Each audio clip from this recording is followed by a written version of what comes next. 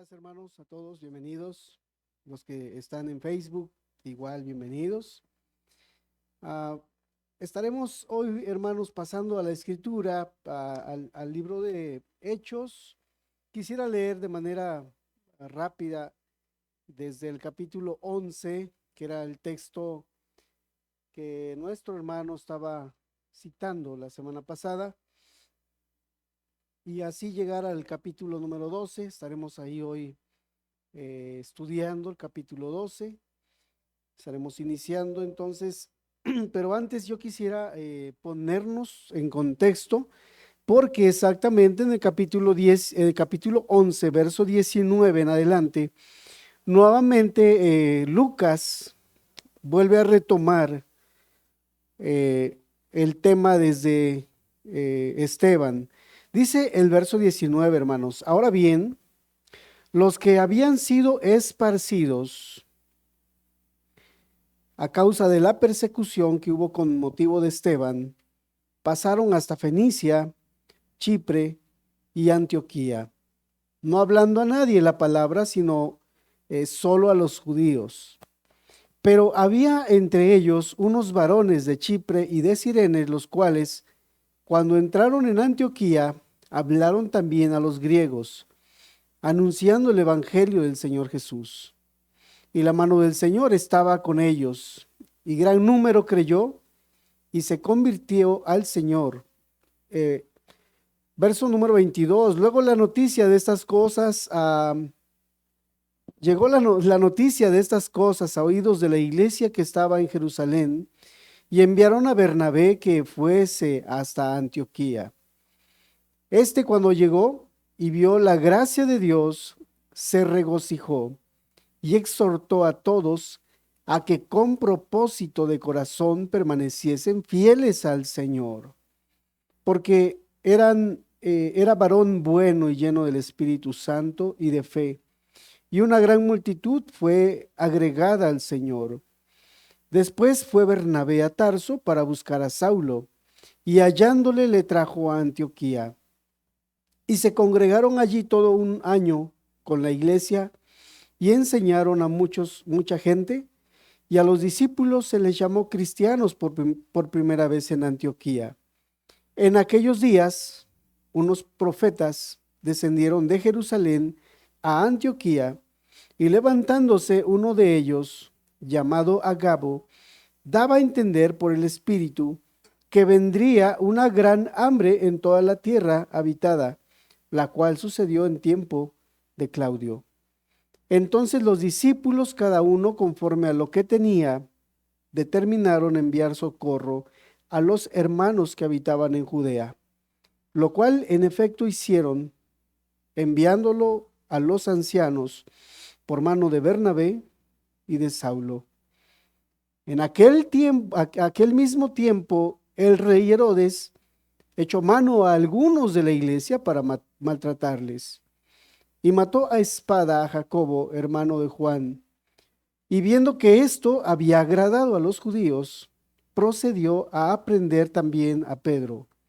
Eran entonces los días de los panes sin levadura, y habiéndole tomado preso, le puso en la cárcel, entregándole a 4 grupos de 4 soldados, cada uno para que le custodiasen, y se proponía sacarle al pueblo después de la Pascua.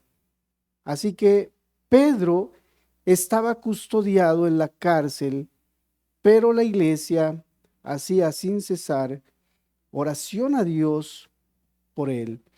Quisiera que oráramos, hermanos, para pedir a Dios nos ayude. Padre, gracias te damos en este momento por permitirnos acercarnos a ti y alabar tu nombre, Señor.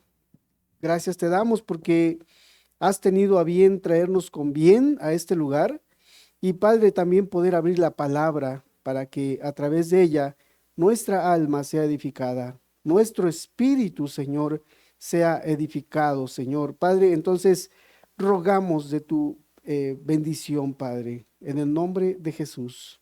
Amén. Hermanos, estábamos hablando, compartiendo estos textos ya en las semanas anteriores, y nos deja ver muy claro Lucas cómo en el tiempo en el que Esteban es tomado, es muerto, como es martirizado, la iglesia sufrió persecución primero. La iglesia sufrió en este caso, por mano del mismo Saulo.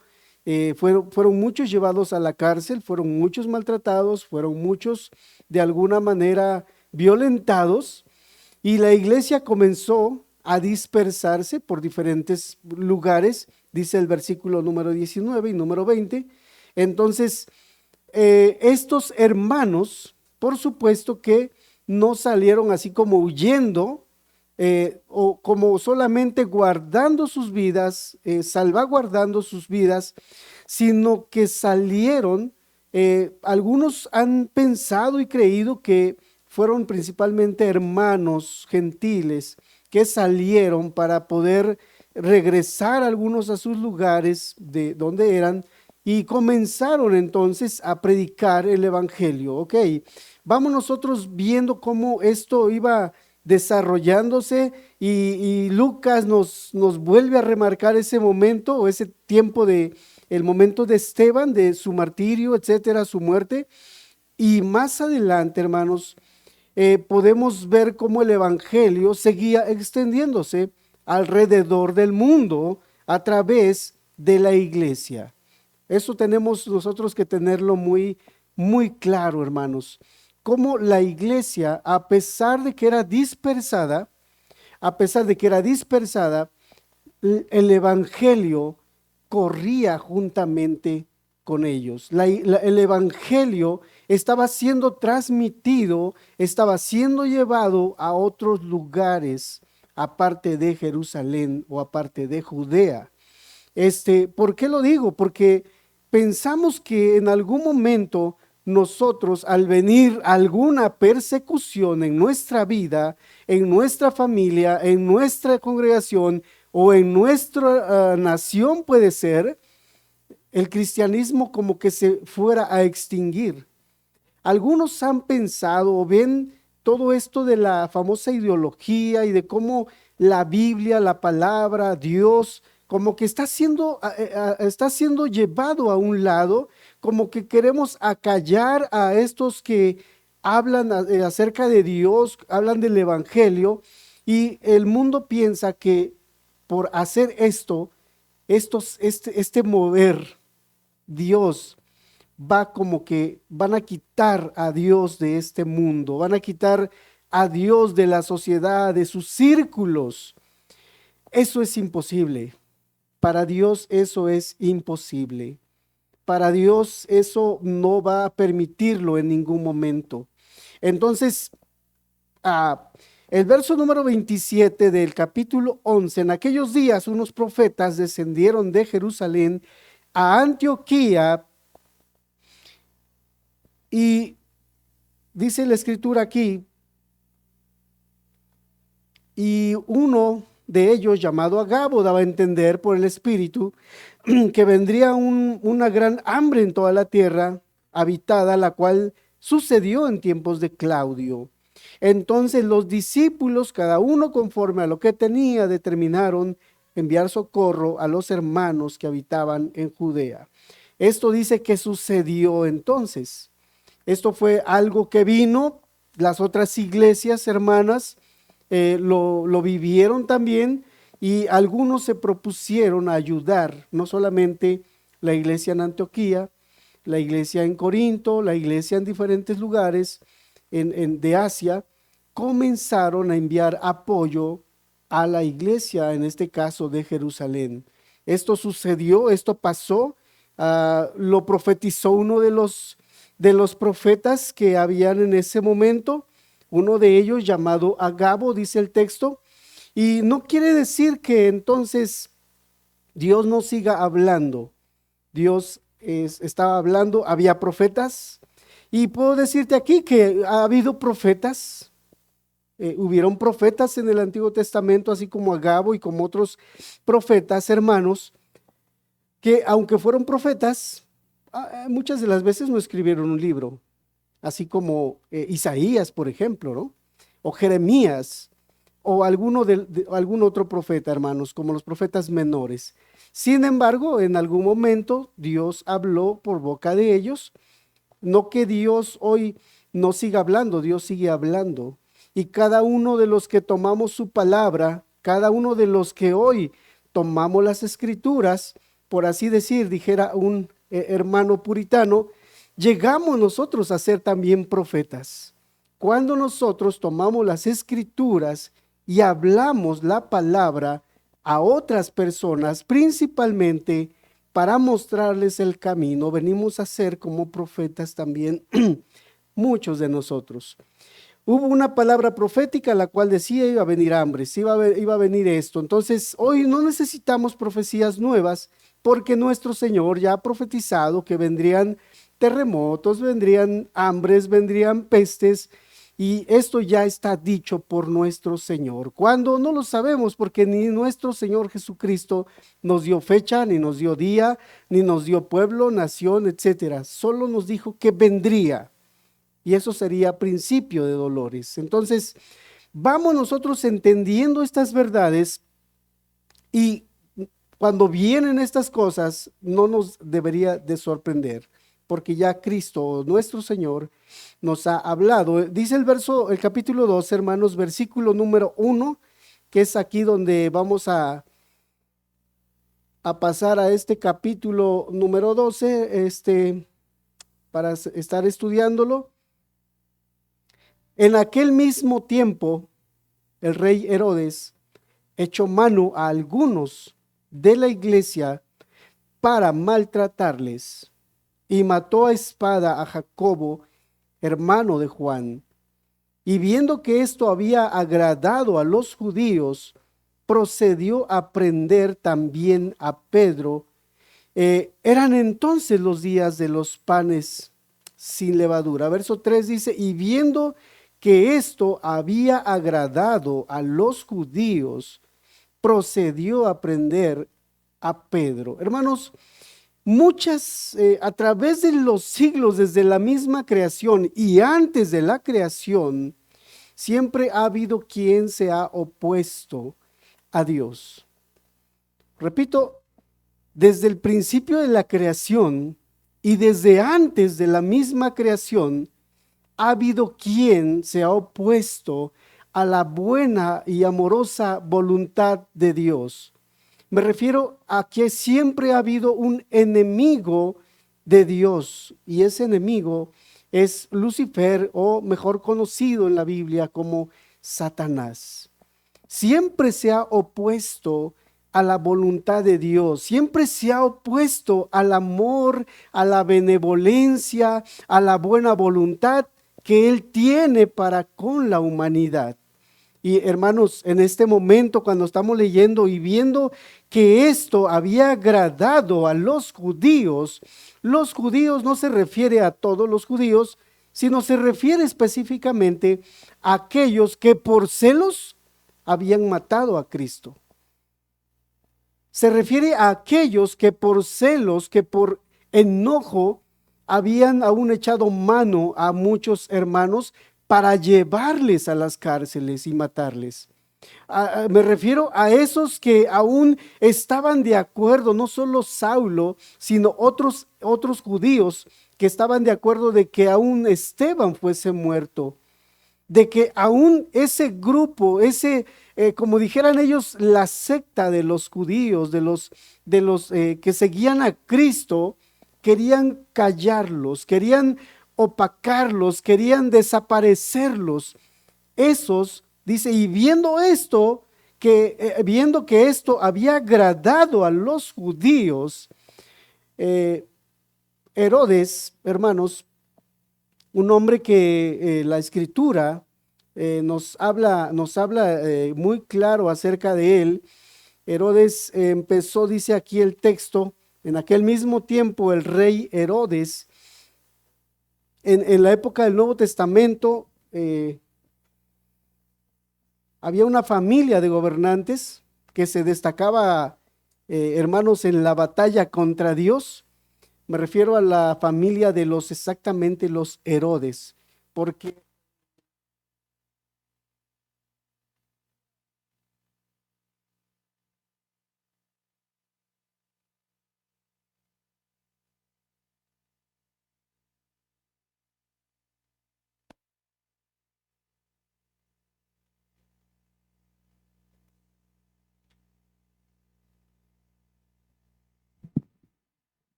Ah, decía, había una familia de gobernantes en el tiempo de Jesús, antes de Cristo, de hecho. Eh, por ejemplo, este Herodes, hermanos, de quien la escritura nos está hablando, era el nieto del famosísimo Herodes el Grande. Ya antes de él, ya habían habido otros Herodes que habían ocupado ese mismo puesto. Herodes el Grande, entonces, era un hombre muy modesto, hermanos. Pareciera muy modesto, Herodes el Grande, que fue el abuelo de Herodes. Este Herodes de quien estamos, de quien Lucas nos está hablando. Y él vivió en el año 47 al 37, más o menos, gobernó Judea antes de Cristo. Sí, Herodes el Grande fue gobernante, particularmente, hermanos, era conocido por ser muy sanguinario. Oye bien, Herodes el Grande fue conocido, no solo él, los demás también, pero este sobrepasó a los demás, a los otros dos.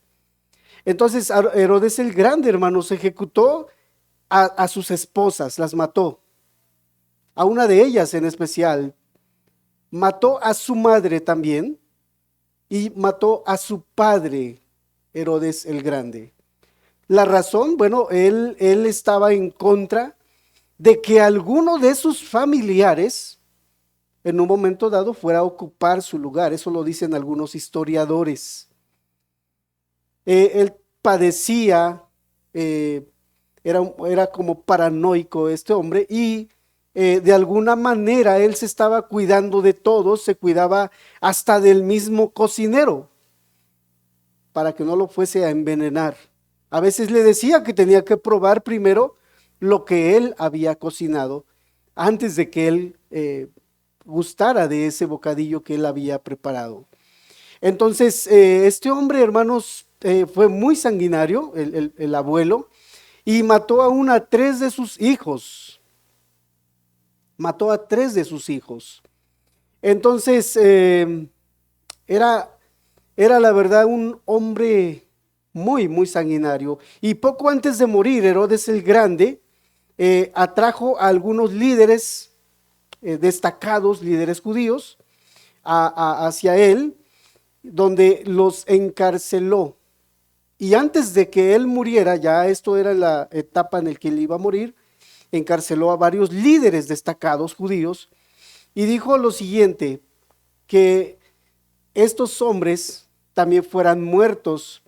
Y decía, sabía él algo, que cuando él muriera, Herodes el Grande, él sabía algo, el pueblo no va a llorar por mí, pero por lo menos que lloren por estos judíos que he encarcelado y que cuando yo muera van a morir también conmigo. Por lo menos van a estar de duelo, van a estar de luto por estos hombres y van a recordarme en la historia. Tiene una mente muy perversa, te digo, era sanguinario, matar a su madre, matar a su padre, matar a sus esposas, matar a sus hijos. Era un hombre que estaba loco y era un hombre muy malo. Los hijos siguieron los mismos pasos. Los hijos de Herodes siguieron los mismos pasos. Se gozaban de ver a la gente sufrir. Les alegraba ver a la gente padecer. Era parte de su alegría el hecho de ver a la gente morir. Entonces, eh, esto era lo que este hombre tenía en su mente, era la familia de los Herodes. Eh, Afortunadamente, hermanos, su perverso plan no se llevó a cabo. Entonces, de asesinar ¿recuerdas tú que Herodes mismo fue quien ordenó matar a los niños pequeños? Cuando nació Cristo, vinieron los magos y le dijeron, ¿dónde está el rey que ha nacido? Y dijo, no sé, ustedes vayan, búsquenle, cuando lo hayan encontrado, vengan a mí para que yo mismo vaya y le adore. Lo que realmente quería hacer es eh, matar aquel, porque él asimismo también se declaraba como rey de los judíos.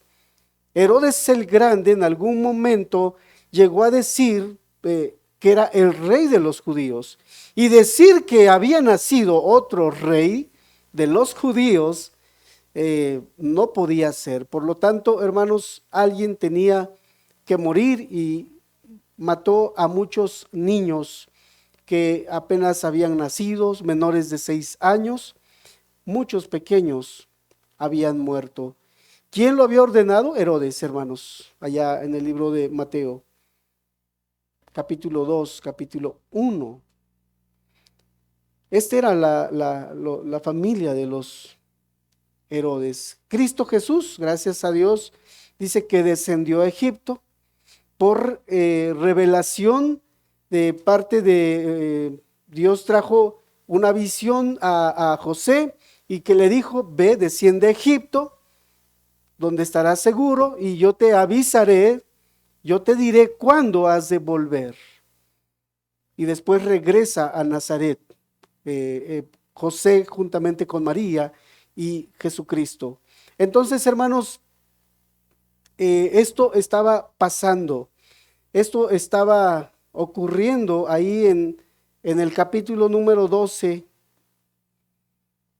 Pensaba, o quien estaba a cargo de todo esto, quien estaba orquestando la muerte desde los pequeños, los niños, los bebés, quien estaba orquestando todo esto, quien estaba llevando a cabo todo esto, por supuesto que era el mismo diablo. Por supuesto que era Satanás, quien siempre ha estado oponiéndose a la obra de Dios, quien se ha estado oponiendo a que el hombre, a que la humanidad pueda ser salva a través de ese plan perfecto y redentor de Cristo. El diablo ha estado siempre oponiéndose a la buena voluntad, decía yo, de Dios. Allá lo vemos en el huerto del Edén, donde viene a perturbar los planes que Dios tenía para la humanidad. Quería echar a perder el plan perfecto de Dios. Sin embargo, decíamos, hermanos, que Dios lo tiene todo bajo control. Dios tiene todo bajo su mano y no hay nada que se le escape de él. Y en este momento, cuando estamos leyendo, en aquel mismo tiempo, el rey Herodes echó mano a algunos de la iglesia para maltratarles. Varios tuvieron que padecer por la causa de nuestro Señor Jesucristo. Esto es muy claro, hermanos. En aquel mismo tiempo, el rey Herodes echó mano a algunos de la iglesia, es decir, de aquellos que habían sido transformados por el poder salvífico de Dios. Aquellos que habían experimentado el perdón de sus pecados, solamente es a ellos quienes se les puede llamar iglesia. Solo son ellos los que habían sido aún bautizados, eran quienes estaban siendo llevados a las cárceles. Eran estos quienes estaban siendo llevados. Número uno, el diablo quería hacer algo, por supuesto. Decíamos, era ponerle un tope, era parar, era frenar el movimiento cristiano, el movimiento que estaba llevando el evangelio a muchos lugares, a muchos pueblos. El diablo siempre ha querido frenar a Dios y sus planes. En el domingo 8 de enero de 1956, allá a la orilla de un solitario río, en lo profundo de la selva ecuatoriana, 5 misioneros fueron asesinados por indios aucas primitivos. Tal vez algunos ya saben a quién me refiero. La noticia de la masacre conmocionó, hermanos, no solo al Ecuador, al mundo entero.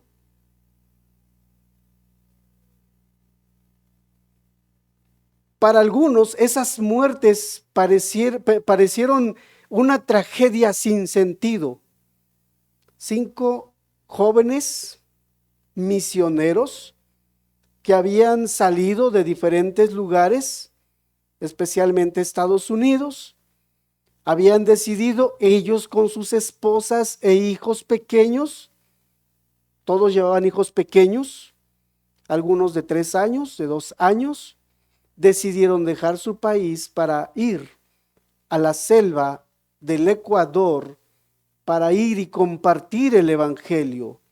Entonces esta noticia, decía yo, de la masacre conmocionó al mundo entero, y para algunos esas muertes parecieron una tragedia sin sentido. Para muchos dijeron, esto no tiene sentido, de que estos jóvenes muy prometedores, con carreras, muy talentosos, hubieran dejado su país para ir a la selva, a los indios, a los primitivos de ese momento, para llevarles la luz del evangelio. Para muchos no tenía sentido lo que estos jóvenes habían hecho. Muchos hermanos, mucha gente censuró lo que ellos habían hecho. Muchos aún personas censuraron las carreras misioneras prometedoras, como diciendo, no tiene sentido ir a lugares como esos. No tiene sentido el que una familia, el que un matrimonio vaya a lugares como esos, como que solamente el evangelio es para aquellos que realmente, o pareciera, viven en la civilización. Muchos censuraron todo esto. Las 5 mujeres jóvenes privadas de sus esposos y los niños que quedaron huérfanos, pareciera como que estaban acabadas. Pareciera como que no tiene sentido. Hoy mira, están solas, están desamparadas, y sus niños, sus pequeños, hoy están huérfanos. Aquellos hermanos que con visión más profunda vieron la situación de manera distinta, Nate Saint, uno de los 5 mártires, había escrito lo siguiente: al sospesar el futuro y buscar la voluntad de Dios, ¿parece justo que pongamos en peligro nuestras vidas por solo unos pocos salvajes? Al hacernos esta pregunta nos dimos cuenta de que no es el llamado de los miles necesitados, sino más bien la simple insinuación de la palabra profética de que habrá en su presencia en el último día algunos de cada tribu, y sentimos en nuestro corazón que es agradable al Señor que nos interesemos en abrir paso a la prisión AUCA para Cristo. Estos hombres dijeron, pensaron, oraron, y uno de ellos, que cuando se pusieron de acuerdo para poder ir a esta misión, dijo esto: ¿valdrá la pena arriesgar nuestras vidas para ir a los salvajes?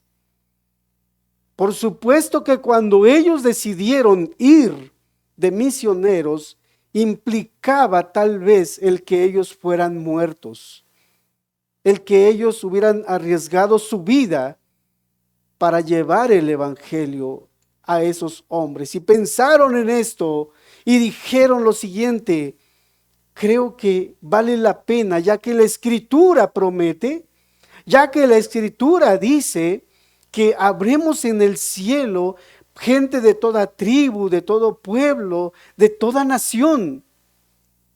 Y eso fue lo que aún más les motivó, les llevó a dejar su país para adentrarse a la selva, para llevar el evangelio.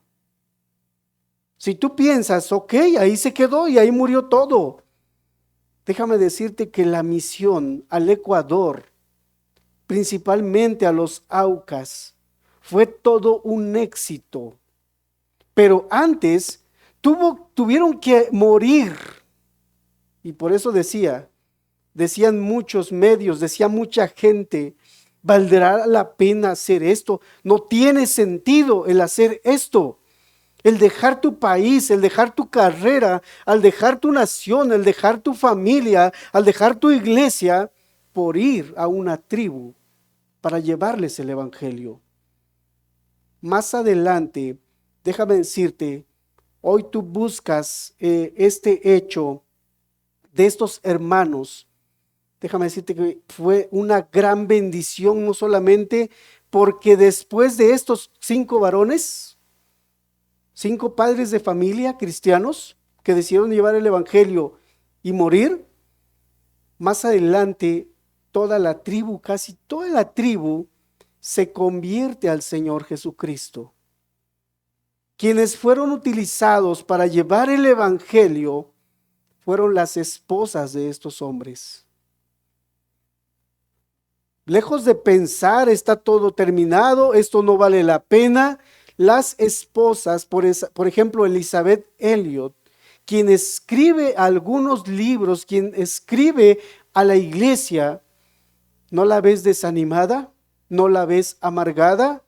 El hijo de estos jóvenes, por ejemplo, de Nate Saint, tú lo puedes ver aún hasta en el tiempo presente, todavía viviendo entre ellos. Hoy, en el tiempo presente, él se regresó a este lugar y está sirviendo como misionero.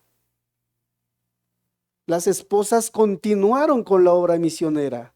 Pero déjame decirte que cuando hoy tú investigas acerca de ese hecho, muchos al ver, al oír, al enterarse de ese suceso, muchos afirmaron, oye bien, afirmaron su fe con respecto al llamado de Dios, y muchos empezaron a salir para ser misioneros en diferentes puntos del mundo. El ejemplo de estos 5 jóvenes sirvió para afirmar, para confirmar aún el llamado que Dios estaba haciendo a muchos para ser misioneros. Y hoy muchos de estos que son misioneros en alguna parte del mundo, sirvió este ejemplo para confirmar lo que ellos querían hacer. A veces hay cosas que Dios hace y decimos, pareciera que no tiene sentido lo que Dios está haciendo. En algunos momentos en la vida aún cristiana pasan algunas cosas que uno se pregunta, yo no sé qué Dios quiere hacer con todo esto. Yo no sé cuál es el plan de todo esto. Es más, si no estamos afirmados ahora que estábamos orando y decíamos que Dios nos afirme, hermanos, nos afirme, nos fortalezca en nuestros principios y doctrinas aún cristianas, porque son ellas las que nos han de mantener firmes aún en el momento más crítico de nuestra vida. Y es lo que estos jóvenes que estamos hablando, y es de estos mismos hermanos que estaban siendo encarcelados, maltratados, esa fe en nuestro Señor Jesucristo era lo que los estaba sosteniendo. Era el hecho de saber que Cristo había muerto por ellos. Era el hecho de saber y entender que Cristo había resucitado por ellos. Y si Él resucitó, dice la Escritura, también resucitaremos con Él. El que pierde su vida, el que guarda su vida, la perderá. Pero el que pierde su vida por causa de mí, ese la salvará. Y estos hombres yo creo que entendieron esas palabras. Y esos hombres que dieron su vida como misioneros, yo creo que entendieron esas verdades, esos principios bíblicos en sus vidas. En todo esto, hermanos, que Lucas nos está describiendo, dijera el pastor, bien nos pueden servir, nos pueden ser útiles como parte de la historia. Pero cuando lo vemos más profundamente, vemos algo más que un simple llevar a alguien a la cárcel. Vemos a alguien que su fe está firme, que no se mueve, que no le hace cambiar, que aunque lo puedan matar, no cambia en su principio, en lo que él ha creído. tiene firmes sus principios escriturales y bíblicos. Eso es lo que observo yo en esto. Y es lo que nos debe bendecir y hemos de tomar como ejemplo. Hace unos días exactamente que platicábamos aquí con el pastor, estábamos platicando y nos preguntamos el uno al otro, qué libro, el tema era el campamento de jóvenes que viene, y en el tiempo en el que nosotros fuimos jóvenes, porque también asistimos a retiros, yo asistí a algunos retiros de jóvenes, nos preguntábamos, ¿qué libro te bendijo en ese tiempo, libros que recomendaron? Y yo decía, hermano, el libro tal vez que marcó algo en mi vida fuerte fue tal vez David Brainer. David Brainer fue, yo creo que uno de los jóvenes misioneros que sirvieron, me impactó, que me marcó en mi vida, tal vez sea él. Y cada uno de los que estamos hoy aquí, creo que habrá algún hermano cristiano que nos ha bendecido, que nos ha marcado en nuestra vida, tal vez. Alguien, creo, ha sido como que una bendición para ti o para mí el haber leído. Tal vez también eh, otros hermanos, pero en especial a mí este. Y aquí tenemos el ejemplo, dijera el libro de Hebreos capítulo 11.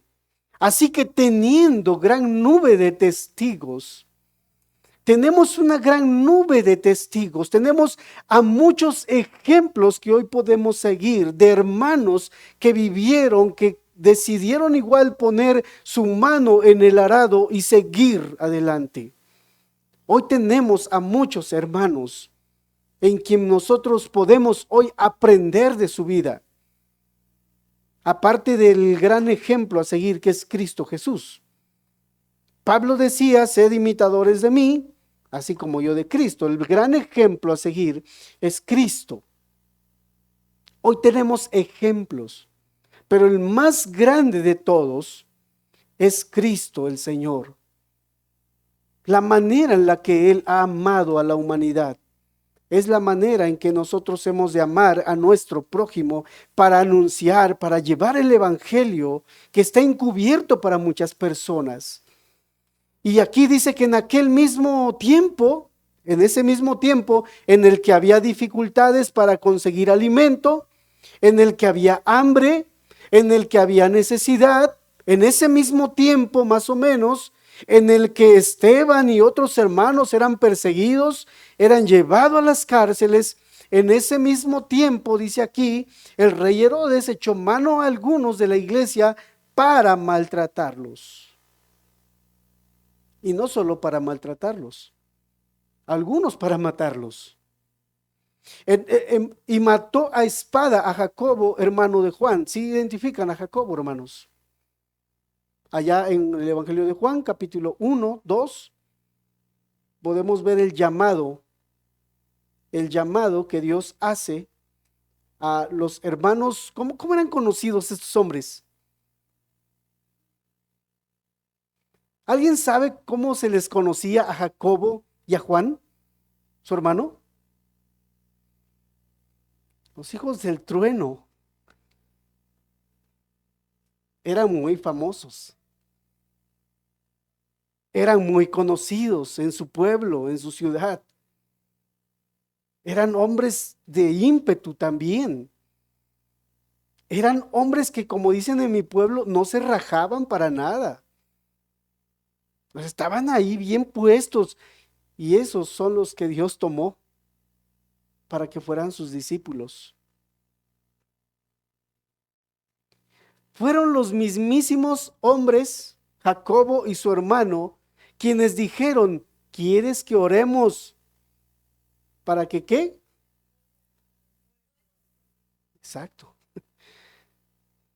Acábalos, que se acaben estos impíos, estos incrédulos, estos paganos. Oremos para que caiga fuego y sean consumidos. Si hubieran estado el día de que Dios estaba hablando con Moisés, déjame que los acabe y haré de ti, hubieran dicho sí, que los acabe. Y Moisés, no, Señor, ¿qué van a decir de ti? Que los sacaste para destruirlos. Haz un corazón de padre, de pastor, tierno, ¿no? Y estos, ¿quieres que oremos para que caiga fuego del cielo? Oh, hermanos, nos hubieran visto en nuestra dureza, en nuestra necedad, en nuestra terquedad de corazón. Yo creo que en Jacobo y Juan, que caiga fuego y consuma a estos que no quieren convertirse al Señor. Así estaban, hermanos. Y a veces así varios somos también.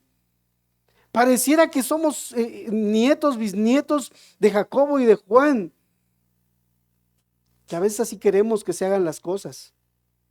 Queremos que al tronido de nuestras manos la gente empiece a obedecer a Dios. Pero los planes de Dios son perfectos. Tal vez no se habla mucho de Jacobo, de Juan, no se nos dice tanto de la obra misionera.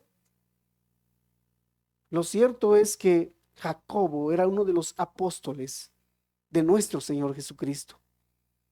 Jacobo era uno de los que Dios había llamado para ser su discípulo. Estoy segurísimo que era una columna principal en la iglesia de Jerusalén. Estoy seguro que así como nuestros líderes que son muy amados, yo creo que Jacobo era muy amado en la iglesia por los discípulos, por la misma iglesia, por los demás hermanos, los demás apóstoles, ancianos. Era muy amado Jacobo. Era una de las columnas en la iglesia.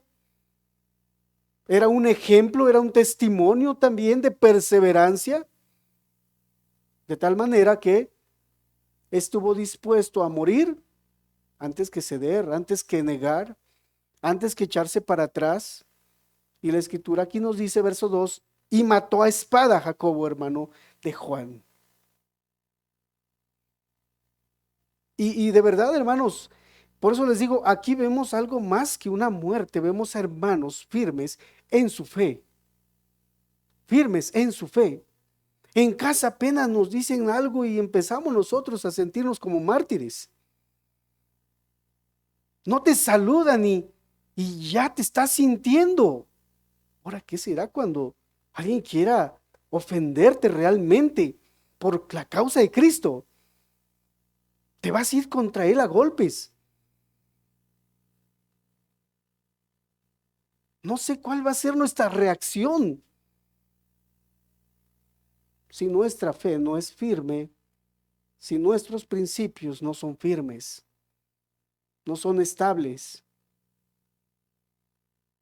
Y vemos a Jacobo sellando la fe que tenía, que profesaba con su misma muerte, con su misma sangre. Esto dice la escritura, verso número 3, y viendo esto, que esto había agradado a los judíos, procedió a aprender también a Pedro. ¿Cuál era el plan de Herodes, hermanos? ¿Cuál era el plan del diablo? Detener la obra. Detener la obra. El plan era echar a perder los planes de Dios. Echar a perder los planes de Dios. Y por supuesto que pensaba matar a Pedro. No solamente quería así como que unos días esté aquí guardado. La escritura nos dice que como le vio que esto era agradable al pueblo, aquellos que no querían la secta de los judíos, de los cristianos, de los nazarenos, etcétera, pues también voy a aprender al líder de todos estos, a Pedro. Y Entonces los días, estos eran en los días de los panes sin levadura, y habiéndole, verso 4, habiéndole tomado preso, le puso en la cárcel, entregándole a 4 grupos de 4 soldados cada uno para que le custodiasen, y se proponía sacarle al pueblo después de la Pascua. Procuraba matarle después de la Pascua. Cuando nos dice que habían 4 grupos de 4 personas, entregándole a 4 grupos de 4 soldados cada uno, ya nos habla de la seguridad. Ya nos hablaba de la seguridad que tenía Pedro para que no escapase. Ya nos está diciendo de que quería una muerte segura, que no vaya a haber una interrupción. ¿Estaban ahí los planes malévolos, malos del diablo, de Herodes mismo, siendo utilizado, ¿verdad?, por Satanás? No quería que se le escapase. Pedro era una de las columnas de la iglesia en Jerusalén. Y en este caso le agradó aún al pueblo que ya está en la cárcel Pedro y va a morir. Pensaron, esto se va a venir abajo, la iglesia se va a debilitar, esto va a terminar desapareciendo. Pero hermanos, lo que lejos de que fuera para mal, todo esto fue para bien. A veces hay cosas que Dios hace cosas que a veces, hermanos, pareciera que dices, yo no sé qué es lo que Dios quiere. Pero sabes tú que en algún momento el mismo Pablo y que el mismo Pedro dice que alababan a Dios porque Dios tuvo a bien que ellos padecieran por la causa de Cristo. O sea, les era un privilegio aún, eran maltratados y esto ellos lo recibían con gusto. Ellos lo recibían, los golpes, los insultos, muchas veces lo tomaron, lo vivieron, lo recibieron con gusto. Lo veían como un privilegio. Yo no quiero decir que busquemos el martirio, hermanos. Si eres imprudente, porque hoy hay quienes dicen, hermanos, que predicar el evangelio, o a otros están diciendo ya que hemos cambiado el evangelio también nosotros, porque hace como 10 años, los que tenemos más de 10 años aquí, que predicábamos aquí con la espada desenvainada, que le decíamos a veces a la gente que era un hijo del diablo y que es un impío y que se va a ir al infierno, y dice la gente, es que hoy ya ustedes ya cambiaron porque ya no predican como antes. Sencillamente porque número uno, yo no soy Juan el Bautista. No soy Juan el Bautista. Número dos, yo no veo al apóstol Pablo, a los discípulos, a los apóstoles, predicar de esa manera. Y en algún momento fue una excepción el que el Señor haya, o los discípulos o hablaron fuerte contra alguien.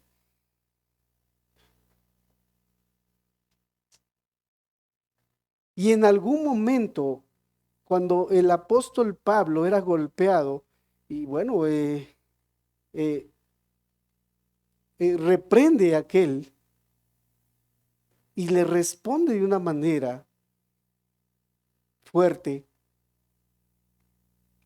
y lo reprenden de alguna manera, porque decía, es que mira, es el sumo sacerdote, o era uno de los líderes, y en algún momento como se disculpa, pero hermanos, no quiere decir que no prediquemos el evangelio,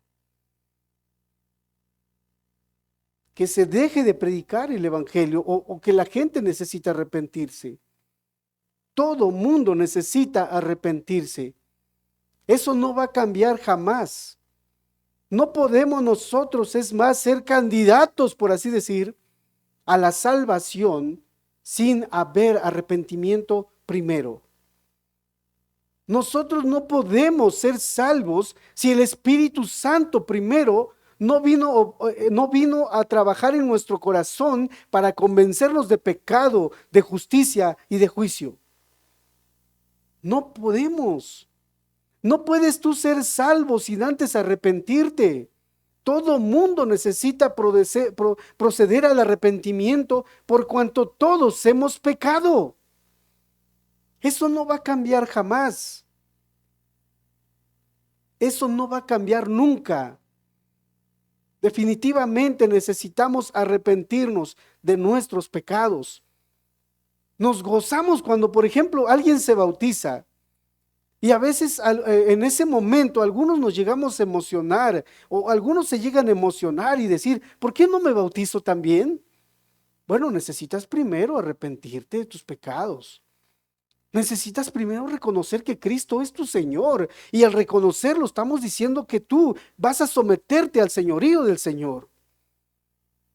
Vas a hacer la voluntad del Señor, a creer en Él. Y eso no es solamente de palabras, sino ha de haber un cambio que se nota, que se ve en nuestras vidas. Estos hermanos, por supuesto que hubo esto en sus vidas. Esto fue lo que estaban anunciando a las demás gentes. El evangelio de nuestro Señor Jesucristo. Y habiéndole entonces tomado preso, le puso en la cárcel, entregándole a 4 grupos de 4 soldados cada uno para que le custodiasen, y se proponía sacarle al pueblo después de la Pascua para matarle. Mientras que esto sucedía en la cárcel, así que Pedro estaba custodiado, verso 5,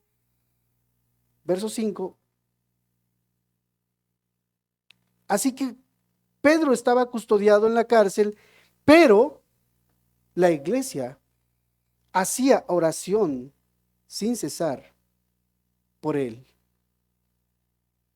Pero la iglesia, dice acá, hacía oración sin cesar por él. ¿Será que es necesario entonces que la iglesia ore para que el mismo evangelio, por supuesto que, ahora bien, hermanos, yo sé que entiendo que Pedro era uno de los apóstoles, uno de los líderes. La iglesia lo entendía también. La iglesia entendía también, hermanos, que si moría Pedro, por supuesto que esto menguaría de cierta manera a la iglesia. ¿En qué sentido? En el liderazgo. Aunque habían otros líderes, otros hermanos, otros pastores, podemos decir, por supuesto que Pedro era la columna principal de estos hermanos, era el guía principal de estos hermanos. Si yo veo tan necesario el que sigamos orando por nuestros líderes, para que Dios los guarde, para que Dios les abra el entendimiento cada día que se paran en este lugar, para el día que abren sus labios para bendecirnos. Necesitamos orar por ellos también para que Dios los dirija. Son hombres, son seres humanos que pueden equivocarse. Necesitan también de las oraciones de los hermanos todos los días. Cada uno de nuestros líderes necesitan también que se esté orando por ellos, para que el evangelio, como Pablo el apóstol oraba y pedía aún a las iglesias, para que el evangelio corra, para que no haya puertas se abran para predicar el evangelio. Necesitamos estar orando para que Dios levante a otros hermanos como líderes. También necesitamos orar por eso.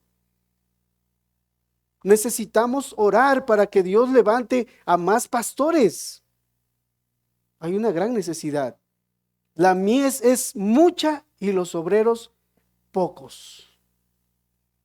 Necesitamos estar orando, hermanos, por nuestros líderes. Aquí la iglesia estaba orando, dice, pero la iglesia hacía sin cesar oración a Dios por él. No solamente hoy es ir a estudiar a un instituto. Cuando alguien viene de un instituto, un seminario, y viene ya graduado como licenciado en teología, a veces dentro de esa licenciatura les dan así como que una, eh, salen también como por así decir con un diploma como pastores. Déjame decirte que el llamado de Dios no lo da un instituto. El llamado de Dios para ser pastor no lo da un instituto. Si eso fuera, ya todos estuviéramos ahí, incluyendo hermanas, pastoras. Pero déjame decirte que el llamado lo hace aquel, el dueño de la mies, el dueño de la obra, Cristo Jesús.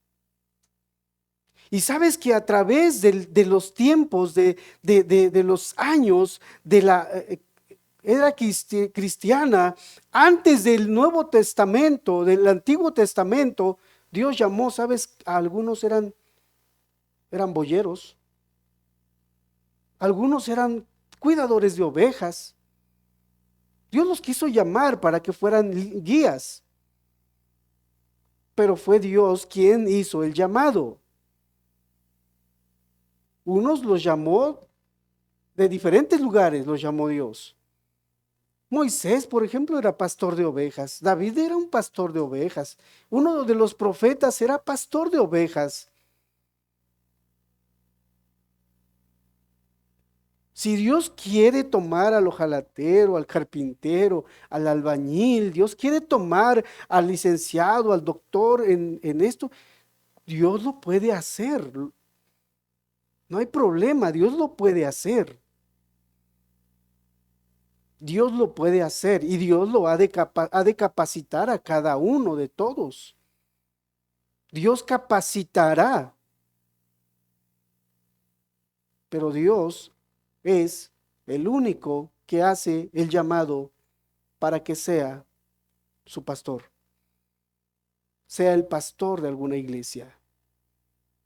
Los hermanos estaban orando por su pastor, por el apóstol Pedro, pero la iglesia hacía sin cesar oración a Dios por él.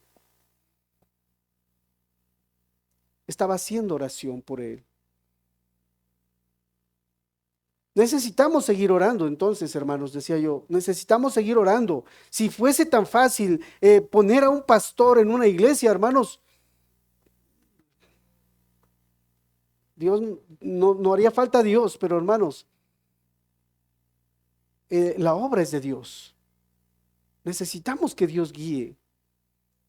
Necesitamos que Dios muestre, que haya testimonio en la iglesia aún de quién Dios quiere levantar, que haya testimonio en la iglesia. Y si les decía, poner a un pastor fuese tan fácil, hermanos, ponemos acá unos 10 pastores. Acá va a ser pastor, pastor y tú también pastor. Al dedazo, hermanos, no. Dios nos libre de eso. Es más, el Señor prometió que iba a poner pastores conforme a su corazón en el Antiguo Testamento. Que iba a levantar pastores conforme a su corazón. Necesitamos que Dios siga levantando a pastores conforme a su corazón. Que teman a Dios, que teman su palabra, que se sometan a su palabra, que se sometan a Dios. Entonces, hermanos, la iglesia estaba orando, entendía una cosa, entendían algo muy claro los hermanos. Solo Dios puede intervenir para que él sea sacado fuera. La pregunta es, ¿estaba difícil o no estaba difícil que Pedro saliera? yo lo veía imposible. Ya estando preso Pedro, si ya mató a Jacobo, si ya muchos hermanos se les ha maltratado, llevaron a la cárcel, Pedro iba a una muerte segura. Pedro seguramente moriría. Y fue aquí, hermanos, la oración de la iglesia lo que de alguna manera hizo que Dios interviniera. Fue la oración de la iglesia lo que llevó que Dios aún interviniera e interviniera más pronto. Cuando tú y yo oramos, hermanos, hermana, también hacemos que el evangelio se mueva más rápido. No porque seamos de mucha fe, como dicen en la religión, es que yo tengo una fe bien grande.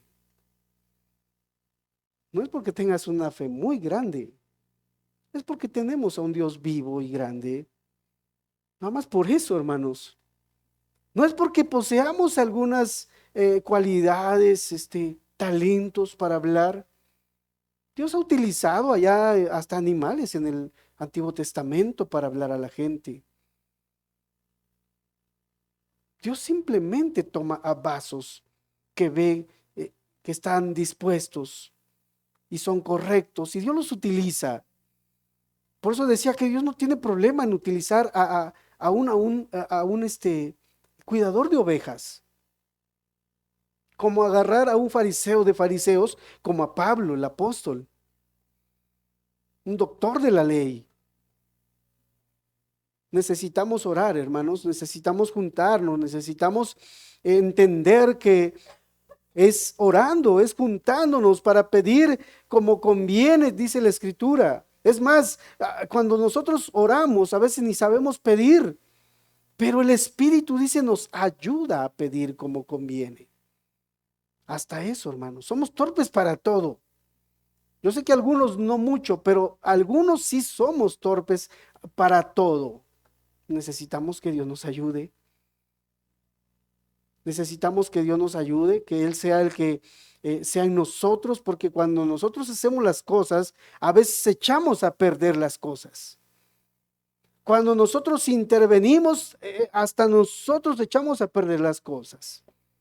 Pero si es Dios a través de nosotros, Dios recibirá la gloria. Dios será glorificado. Dios será exaltado. El corazón de las almas de las personas será abierto para recibir el Evangelio. Y desde el Antiguo Testamento vemos algo, hermanos, que nos quiere enseñar y gritar Dios. No es con tu fuerza, no es con tu sabiduría, es por mi espíritu que se van a hacer las cosas. Aun cuando vemos allá a Gedeón, hermanos, iba a la batalla. ¿Y cuántos tienes? Pues como a 5,000. O no recuerdo si eran 10,000. ¿10,000? No recuerdo yo, pero sí, ayúdenme, hermanos. Y espérate, son muchos. Son muchos. Mira, los llevaré aquí para probarlos. Quienes beban el agua de esta manera son los que irán contigo. Pero a todo esto, o cuando ves el pueblo rodeando a Jericó 7 veces, iban pocas personas. Lo único que Dios quiere decirnos es lo siguiente: no eres tú, soy yo. No eres tú quien hace las cosas, soy yo quien hago las cosas. No es por tu poder o tu fuerza que la tierra y las cosas se mueven. Esto, hermanos, ha de enseñarnos que toda la vida, en todo momento, que en cada situación hemos de depender del Espíritu Santo, hermanos. Hemos de depender, hemos de confiar y de descansar en Dios, que Él va a hacer las cosas. Nosotros queremos que se hagan las cosas como los hijos del trueno, pero a veces Dios se deja ver, se deja sentir, discúlpame si eso es esa expresión, se deja, lo vemos obrar en ese momento tranquilo, apacible, quieto. Es cuando Dios empieza a obrar.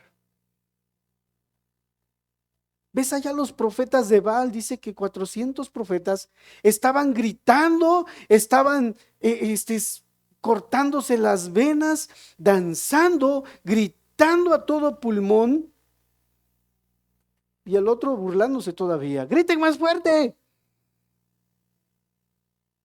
Y el otro, ya que cansados, terminaron todo el día, desde la mañana, estuvieron gritando. Dice que solamente puso su agua, puso su ofrenda, echó agua, mucha agua, echó más agua y prendió el fuego. Pero dice, Dios consumió la ofrenda. Estaba tranquilo y quieto. Hemos de depender y de confiar en el Señor y Él hará. Él hará, hermanos. No estemos afanosos tampoco en nada, dice la Escritura, sino que sean conocidas vuestras peticiones delante de Dios con toda oración y ruego.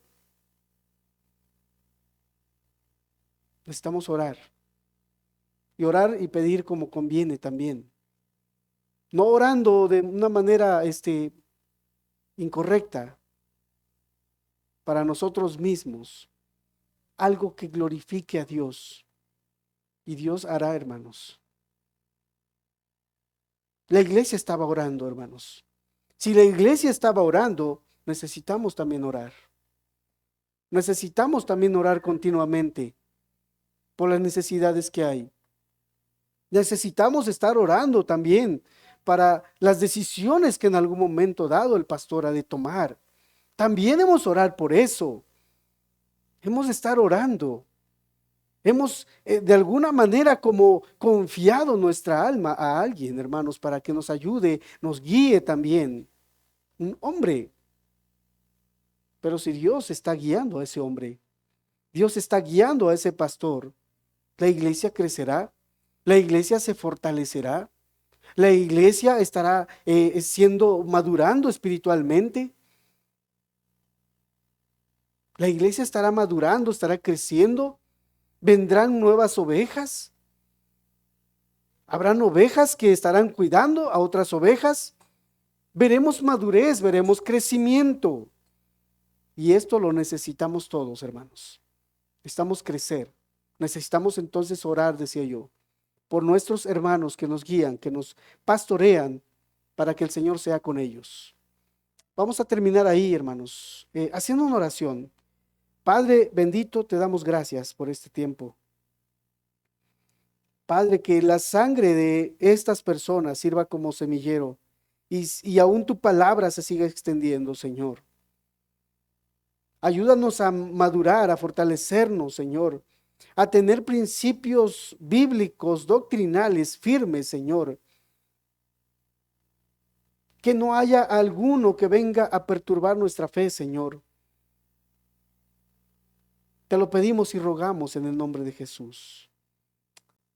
Amén.